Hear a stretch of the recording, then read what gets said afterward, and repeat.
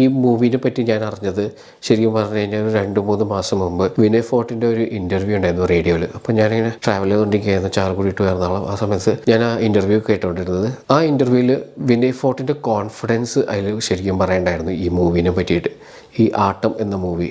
കാര്യം പറഞ്ഞു കഴിഞ്ഞാൽ ആളുടെ ഫ്രണ്ട്സ്, ആളുടെ നാടക ട്രൂപ്പിലുള്ള ആൾ, ഡ്രാമ പ്രാക്ടീസ് ചെയ്തിരുന്ന ആളുടെ ക്ലോസ് ഫ്രണ്ട്സ്, അവരെല്ലാവരും കൂടിയിട്ടാണ് ഈ മൂവി ചെയ്യുന്നത് പറഞ്ഞത്.